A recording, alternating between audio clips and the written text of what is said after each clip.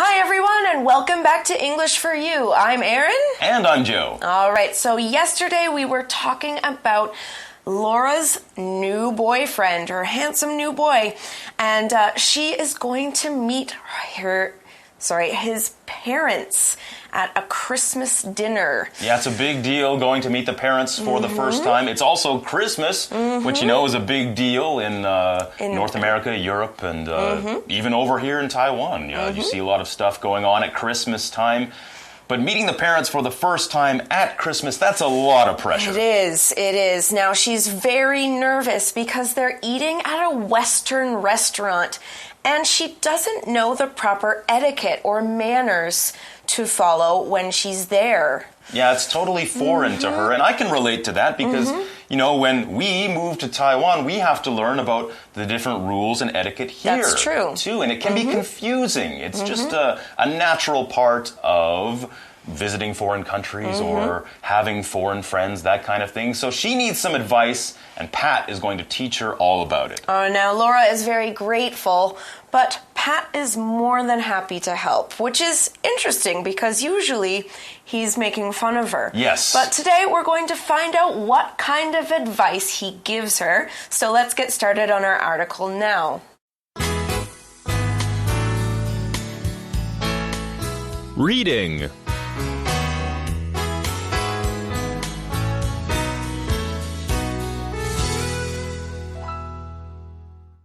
Listening. Mind your manners. Laura is shocked when she sees Pat setting the dinner table. There is so much silverware on this table. Why do we need so much for a meal? In fancy Western restaurants, there are several courses. Courses? There's soup, salad, the main meal, and dessert. You use different utensils for each one. Ugh, this is difficult. Okay, the starters come first, so you use the far left fork for salad and the far right spoon for soup. So I guess I should use the inside fork and knife for the main meal. You've got it. But what about the fork and spoon above my plate? Those are for dessert. The small plate and knife are for eating bread before the meal. Oh, this is so tricky. I should bring you along so I don't make any mistakes. I think you had better take some notes. Besides, I wouldn't want to be a third wheel on your date. Laura laughs and they continue talking. All right, the article starts off today by saying, Laura is shocked when she sees Pat setting the dinner table. So he's setting the table. That just means you're putting all the plates, all the cutlery, which is knives, forks, spoons. He's setting them on the table, getting ready to eat. And this is, Laura is shocked at this. Shocked is an adjective. It's spelled S-H-O-C-K-E-D, shocked. And it means you are very surprised or even upset about something bad that has happened suddenly. Now, this table setting, it's not bad, but she does look at it and she knows that she's going to be even more confused by this. So it might feel a little bit bad for her. Yeah, she's just very surprised because maybe there's so much new stuff and it's just all very sudden. So she kind of goes, yes. What is this? What is going on here? She's going to have a lot to learn. Now, an example for how to use shocked in a sentence is, Daniel was shocked when he heard about his friend's terrible car accident. So yes, that's an example of how we would use it when something bad or terrible happens. Yes. And we can say that you are shocked or that something was shocking. Right. Now, Laura goes, there is so much silverware on this table. Why do we need so much for a meal? Now, she has a degree of sense here. She's making much sense. But let's look at the word silverware to see what that means first. It says, it's spelled S-I-L-V-E-R-W-A-R-E, silverware, which is the forks, knives, and spoons used for eating or serving food. Now, we also called that cutlery a couple of minutes ago. And it has another word that we'll see later as well. But let's check out an example sentence. It says, please use this silverware and the nice dishes to set the table. All right, that's one thing that I really like, prefer, I should say, about eating in Taiwan is it's just chopsticks. It's very simple. You use chopsticks or a spoon. There's nothing to worry about. You don't have to worry too much about which is the salad fork or which is this or which is that. It's just chopsticks and a spoon. So right. It's simple yet effective. Yes. Now Pat says in fancy Western restaurants, I should say, there are several courses. Yes, they're talking about fancy restaurants. Fancy is an adjective, and it's spelled F-A-N-C-Y. Fancy. It means that something is expensive, popular, or fashionable. So it's a place that's, very, very nice, probably costs a lot to go there or to buy things there. For example, many celebrities stay at this fancy hotel, but it's too expensive for me. I know for myself, I don't really like the fancy places. I like more laid-back, casual places, cheap places that don't cost too much to go to. That's kind of more my style. But some people, they like the fancy places, the nice stuff. Now, Laura asks one question. It's a one-word question here. She says, courses? Yeah, courses. It's courses of the meal. Right. She wants to know what these courses are. So Pat's going to answer. He says there's soup, salad, the main meal, and dessert. Now, that's 4 different courses. Sometimes there can be more. But let's talk about the main meal, which is a phrase that he's using to describe the most important or biggest part of the meal, which usually has a piece of meat and some smaller vegetables with it. For example, Mindy is looking forward to the main meal as she loves steak. Sometimes we also say main course as well. Main meal, main course means the same thing. It's just the main part of the meal. Right. We also saw the word dessert. That's a noun, and it's spelled D-E-S-S-E-R-T.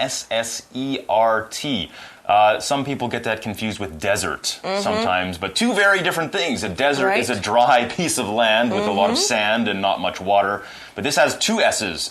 Desert only has 1, so try not to get those confused. Dessert is a sweet food that you eat at the end of a meal. So it's the kind of the treat after the main course. This is always my favorite part. Everybody loves dessert, and they always say there's always room for dessert. You eat a meal and you say, oh, I'm so full, I couldn't eat another. Oh, pie. I have room for pie. I have room. I have an extra stomach for that. For example, Kathy made an apple pie for dessert, so don't eat too much. Yes, dessert is often the highlight of the meal for me. But these are examples of the different courses of the meal, so the different parts of the meal. All right, so we remember we had salad, soup, the main course or main meal, and the dessert. So the article says you use different utensils for each one. So you have different utensils. Utensil is spelled U-T-E-N-S-I-L,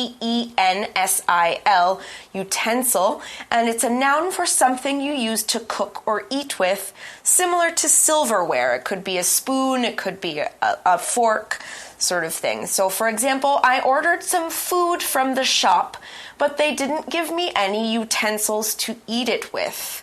Maybe they forgot to put a spoon in the bag. So just remember utensils, cutlery, silverware. All different ways of saying basically the Forks, same knives, thing. spoons. Forks, knives, and spoons that go on the table that you use to eat with. Laura apparently finds this kind of confusing still. She says this is difficult. Yeah. And this is something that you kind of have to specially learn. It's not something that we as Westerners just know. If I go to a fancy restaurant, I'm lost too. Which utensil goes with which part of the meal? I don't know. Yeah. Pat then says, okay, the starters come first. Okay. You start with the starters. That makes sense. Yeah, the starter. Starter is a noun, and it's spelled S-T-A-R-T-E-R. It's a small amount of food eating at the beginning of a meal, also called an appetizer. Okay. So we sometimes call it a starter, sometimes call it an appetizer. Some people shorten it and say apps. Let's get some apps before a meal, just small things. For example, today's starter is a choice between fried mushrooms or soup with bread and butter. So it's something to just kind of stimulate your appetite. It's not a big thing. It's not supposed to fill you up. That's for the main course, but just something small to get you started. So he goes on to say, So you use the far left fork for salad and the far right spoon for soup. So there's going to be some far left, you'll hit the side you'll have forks, and the far right, this side you'll have knives and spoons. And the far right and far left means it's the one on the ends of those. So if you're going to eat salad, you're going to use the far left fork, which means the one on the outside, to use that. So you just start at the outside on both sides. And then you move in. And you move in. Okay, that's actually pretty simple. You just have to remember one thing. Start at the outside, work your way in. Laura says, so I guess I should use the inside fork and knife for the main meal. So she's catching on to the rules here. You just start out here, and as the next course comes, you move in one, and then you move in one more, and then so on and so on. So all right. Pat says, you've got it. If you say somebody has got it, it means that they understand, they get the point, they've learned the lesson. All right, but there's a little bit more. Laura says, but what about the fork and spoon above my plate? What? So if your plate, there's more? Yeah, so if your plate's here, above the plate, here, there's another fork and spoon. I always forget about those. So there are more. Now, you've finished the ones next to your plate. You've gone in from the outside. You've used all those. But what are those ones for? Pat says those are for dessert. Okay. So for the last part of the meal. He then goes on to say the small plate and knife are for eating bread before the meal. Okay. So you've got a small plate, that's just for your bread, because, most restaurants, Western restaurants, they bring you bread. Right, before the meal. A few slices of bread before the meal. Again, it's like an appetizer. It's just something to nibble on while you wait for your main meal or the main courses to begin. Now, if you're looking at a table like this, you might be wondering where that small plate goes. And so if you look down, you'll see your knife here on your right side of the plate, and your glass is in front of the knife or above the knife. And the small plate is just to the opposite side. So it goes glass, dessert fork and dessert spoon, and then your small bread plate. So many rules. So many rules to follow. Well, Laura, understandably, says this is so tricky. Yes, it sure is. Tricky is an adjective, and it's spelled T-R-I-C-K-Y. Tricky. It's something that is difficult to do or difficult to deal with, or even difficult to understand. Right. For example, this question can be tricky, so think very carefully about your answer. You might not know the answer right away, so you have to think about it. The article goes on to say, I should bring you along so I don't make any mistakes. Laura wants to bring Pat to her Christmas dinner with her new boyfriend and his parents so she doesn't make any mistakes. I'm not sure that's the best thing to do. So he would be like a dinner coach. No, not that one. Not that one, that one. It might be a little bit awkward. A little bit. But, she's worried. So Pat says, I think you had better take some notes. Yeah. Right. Maybe a better solution than me sitting there as a third wheel, like an extra person, next to you during dinner. Why don't you just write some things down? And he says you had better take notes. Had better is a phrase, and it's used to say that someone should do something. Right. For example, you had better clean up your room before Mom gets home, or you'll be in big trouble. That's right. All right, the article goes on to say, besides, I wouldn't want to be a third wheel on your date. Now we're going to look at the word besides here, which is an adverb. It's spelled B-E-S-I-D-E-S, besides. And it's used when adding another reason for what you've just said. For example, I hate the food at that restaurant. Besides, it's really far away and I don't want to drive there. So they're choosing another restaurant to go to that's closer, I guess. We also saw the phrase a third wheel in that sentence, which is today's shortcut for you. So we're going to end today's article by visiting our friends to find more about it, and then we'll be back for the For You chat.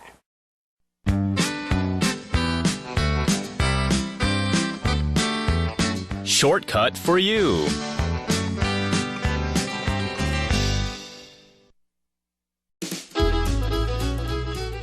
What are you up to, Emily?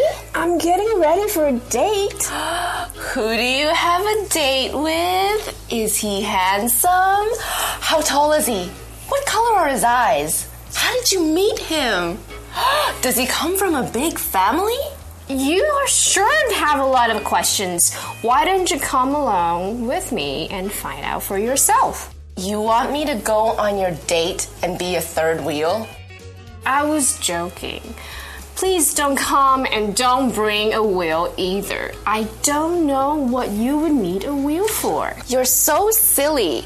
A third wheel is what we call a person who is in a situation when they are not needed. Oh, that's what you mean. A third wheel is 局外人, 电灯泡.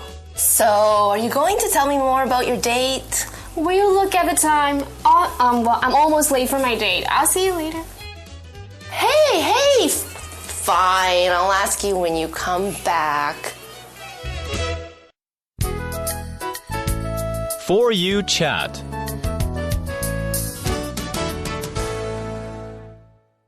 So we've been talking all about the rules for Western etiquette eating, but what about Taiwanese etiquette in restaurants? What kind of rules do you have to follow if you're out for dinner in Taiwan? So the question is, can you think of some dining rules for eating Chinese food? Well, these were all new to me when I first moved to Taiwan a little while ago, so I had to learn all of these as I went. One big thing was no chopsticks in the rice. I didn't know about that. And so one time I was out eating and I put my chopsticks in my rice, sticking straight up, and everybody's like, no, you can't do that. That's very bad manners. Right. Because it's something to do with death and funerals. It looks like the incense. Yeah, so it's not a good thing to do. Nobody wants to be reminded of death while you are eating. So I had to learn the hard way not to do that. But what else? What are some other rules? Well, when you give a toast, which happens quite often in Taiwan, you get served in a small glass, and then you have to use both hands. You put one on the bottom, and you have to hold the glass, and you have to finish your drink. Usually when you say "ganbei." Yes. And that's polite. That's the polite way to do it. Yeah, and to show your host that you did finish it, you're supposed to turn it upside down. That's different from what we do. Usually we just say cheers kind of informally with one hand, and it's just a little bit different. Right. Another thing that's different is here you're always supposed to leave a little food on your plate when you're done. Now for us that's the opposite. Right. We're supposed to clean our plates. To show how delicious the meal was and just say, that was so look at my plate. Right. You can't even tell there was food there. That's how good a cook you are. But here if you leave a little bit of food on your plate, it shows that you're too full because you ate too much, and that means the food was very good. Yes. There's also another one that I had to learn when I moved here. It's the way you pay for the meal. Now, the host in Taiwan usually pays for the meal, but it's polite for the guests to offer to pay, but in the end, you allow the host to pay. Yeah, you might kind of fight over it playfully a little bit, but in the end, the host will always pay for it. Right. Well, so what other common rules are there in Taiwanese dining? How about you guys have a chat with your friends or your classmates about it? But for now, that's all the time we have for today. For English for You, I'm Erin. And I'm Joe. Bye-bye. Bye-bye. Listening. Mind your manners. Laura is shocked when she sees Pat setting the dinner table. There is so much silverware on this table. Why do we need so much for a meal? In fancy Western restaurants, there are several courses. Courses? There's soup, salad, the main meal, and dessert. You use different utensils for each one. Ugh, this is difficult. Okay, the starters come first, so you use the far left fork for salad and the far right spoon for soup. So I guess I should use the inside fork and knife for the main meal. You've got it. But what about the fork and spoon above my plate? Those are for dessert. The small plate and knife are for eating bread before the meal. Oh, this is so tricky. I should bring you along so I don't make any mistakes. I think you had better take some notes. Besides, I wouldn't want to be a third wheel on your date. Laura laughs and they continue talking.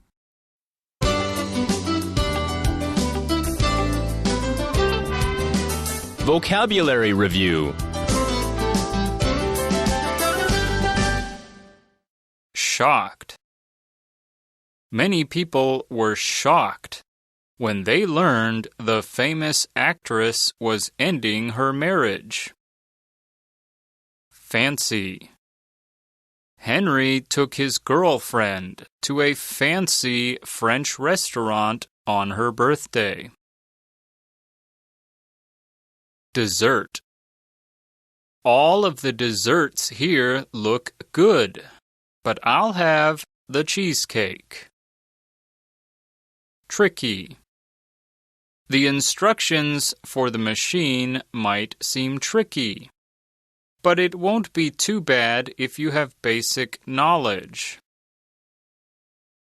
Besides, I don't feel like going to the zoo today. Besides, it might rain.